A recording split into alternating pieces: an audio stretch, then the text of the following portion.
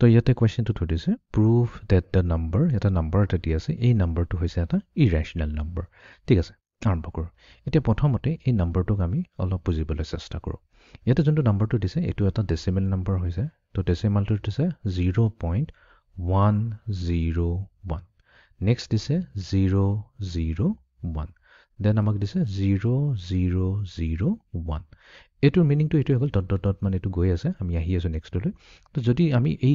ওৱানটো আৰু এই ওৱানটো চাওঁ ঠিক আছে এইটো হৈছে আমাৰ নন জিৰ' দুটা নন জিৰ' নাম্বাৰৰ ভিতৰত যোনটো জিৰ'টো আছে সেইটো চাওঁ এতিয়া প্ৰথম জিৰ'টো যদি চাওঁ ইয়াতে ছিংগল টাইম আহিছে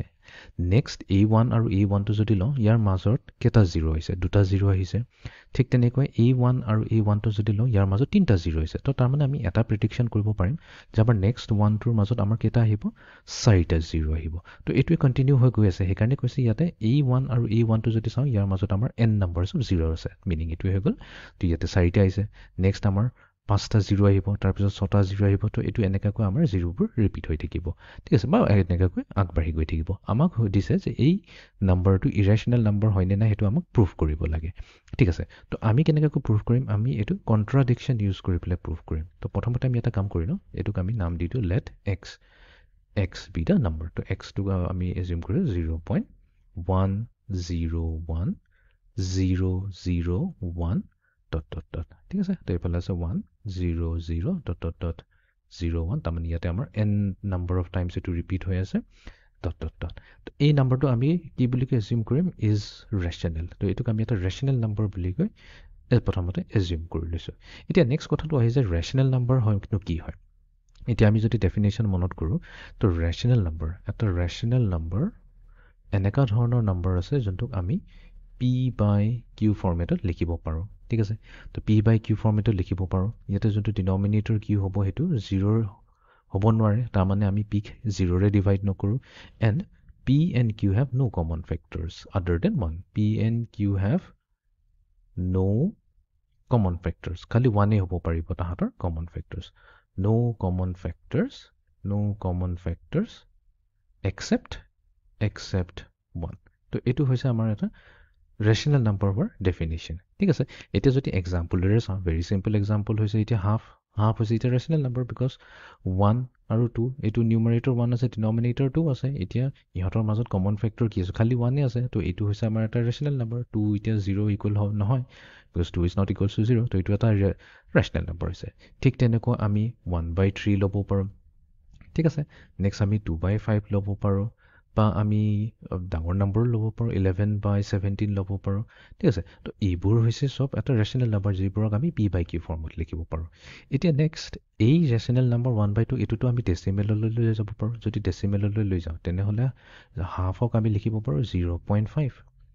1.3 আমি আকৌ লিখিব পাৰোঁ 0.333 এইটো গৈ থাকিব ডট ডট ডট ঠিক আছে 2/5 যদি থাকে এইটো হৈ যাব আমাৰ 0.4 ঠিক আছে আৰু নেক্সট 11/17 যদি হৈ যায় এতিয়া এইটোক যদি আমি ডিভাইড কৰোঁ মানে ইয়াৰ যিটো ডেচিমেল ইকুইভেলেণ্টটো হ'ব সেইটো হ'ব 0.647058823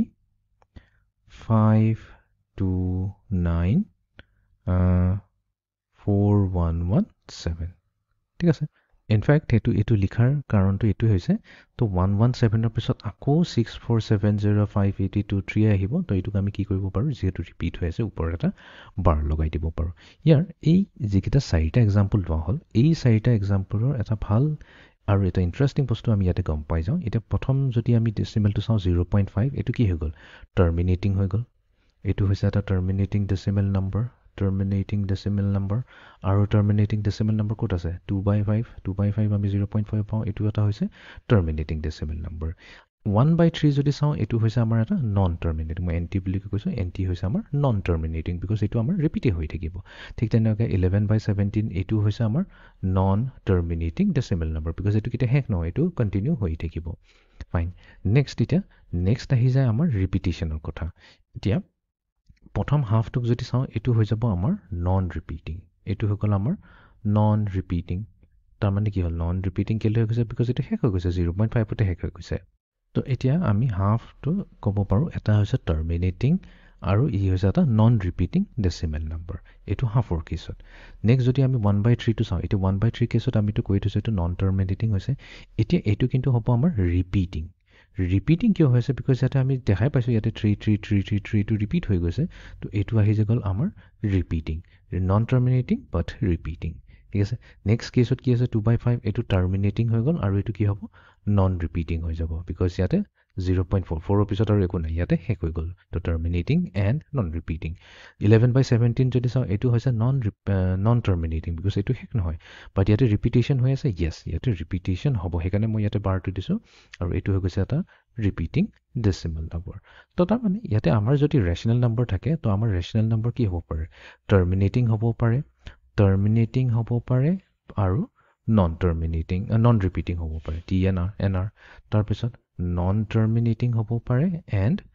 ৰিপিটিং হ'ব পাৰে ঠিক আছে তো এতিয়া আমি এইটোৱে একচুৱেলি ক'ব বিচাৰিছোঁ যদি টাৰ্মিনেটিং হয় তেনেহ'লে নন ৰিপিটিং হ'ব আৰু যদি নন টাৰ্মিনেটিং হয় তেনেহ'লে ৰিপিটিং হ'ব তো শুনাত অলপ অসুবিধা হ'ব পাৰে কাৰণ একচুৱেলি এইটো বহুত ইজি টাৰ্মিনেটিং হোৱা মানে কি হৈছে টাৰ্মিনেটিং মানে হৈ গৈছে শেষ হৈ গ'ল যদি শেষেই হৈ গ'ল তেনেহ'লে এইটো ৰিপিটেশ্যনৰ কথা নাহে নন ৰিপিটিং হৈ আছে আৰু যদি নন টাৰ্মিনেটিং কৈ আছোঁ তেনেহ'লে তাৰমানে এইটো শেষ হোৱা নাই যদি শেষ হোৱা নাই তাৰমানে ৰিপিটেশ্যন হৈছে তেতিয়াহে হ'ব এইটো এটা ৰেচনেল নাম্বাৰ এতিয়া আমি যাওঁ আমাৰ অৰিজিনেল নাম্বাৰটোলৈ এতিয়া আমাৰ অৰিজিনেল নাম্বাৰটো অবিয়াছলি এইটো যিহেতু ডট দিয়া আছে ডট দিয়াৰ মিনিংটো এইটো হৈ গ'ল তাৰমানে এক্স ইজ অবিয়াছলি প্ৰথমটোতো হ'ব আমাৰ নন টাৰ্মিনেটিং ঠিক আছে নন টাৰ্মিনেটিং হৈ গ'ল বিকজ ইয়াতে ডট দিয়াৰ মিনিংটো হৈ গ'ল তাৰমানে এইটো শেষ হোৱা নাই এইটো গৈয়ে থাকিব এইটো নন টাৰ্মিনেটিং হৈ আছে তো এতিয়া আমি কৈছোঁ যদি ৰেচনেল নাম্বাৰ হ'লেহেঁতেন যদি নন টাৰ্মিনেটিং হয় তেনেহ'লে ৰিপিটিও হ'ব লাগিব এতিয়া প্ৰব্লেমটো কি আছে ইয়াতে ৰিপিট হোৱা নাই ইয়াতে কেতিয়াও ৰিপিট হোৱা নাই ইয়াতে নন পিৰিয়ডিক হয় এতিয়া ৰিপিটেশ্যন মানে কি হৈছে ইয়াতে এটা পিৰিয়ডিক নেচাৰ এটা আছে যেনেকৈ এইটো চোৱা 0.3 আছে তাৰপিছত আকৌ 3 আহিছে এইটো এনেকৈ ৰিপিট হৈ আছে 3 আৰু যদি আমি এইটো চাওঁ 0.6470 এইটো লাষ্টৰ ডিজিট যেতিয়া 7 আহিব এইটো শেষ হোৱাৰ পিছত আকৌ নেক্সট ডিজিটটো আহিব 647058 এইটো এনেকুৱাকৈ ৰিপিট হৈ গৈ থাকিব তো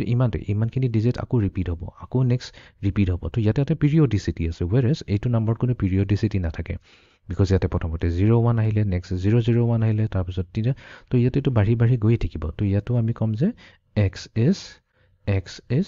নন ৰিপিটিং তো এতিয়া নন ৰিপিটিং হৈছে তো এইটোতো এতিয়া প্ৰব্লেম হৈ গ'ল বিকজ আমাৰ ৰেচনেল নাম্বাৰ হ'বলৈ কাৰণে কি হ'ব লাগিব যদি নন টাৰ্মিনেটিং হৈ আছে তেনেহ'লে ৰিপিটিং হ'বই লাগিব যদি টাৰ্মিনেটিং হৈ আছে তেনেহ'লে নন ৰিপিটিং হ'ব বাট আমাৰ এইটো কেছত কি আছে এই পাৰ্টিকুলাৰ এক্সাম্পলত আমি নন টাৰ্মিনেটিঙো পাইছোঁ আৰু নন ৰিপিটিং পাইছোঁ তাৰ মানে এইটো এটা কণ্ট্ৰাডিকশ্যন আহি গ'ল তো সেইকাৰণে আমি ক'ম যে আমাৰ যোনটো এই গিভেন নাম্বাৰটো হৈছে বাই কণ্ট্ৰাডিকশ্যন এইটো ৰেচনেল নাম্বাৰ হ'ব নোৱাৰে আৰু যদি ৰেচনেল নাম্বাৰ নহয় তেনেহ'লে অট'মেটিকেলি এইটো ইৰেচনেল নাম্বাৰ হৈ যাব বিকজ ইৰেচনেলৰ ডেফিনেশ্যনটো এইটো হয় numbers that are not rational are irrational ঠিক আছে তো আমি এইটো with the help of contradiction আমি এটা কণ্ট্ৰাডিক্টৰী এক্সাম্পল এটা ল'লোঁ আমি কণ্ট্ৰাডিকশ্যন এইটোৱে লৈছিলোঁ যে এক্স হৈছে এটা ৰেচনেল নাম্বাৰ এইটো এটা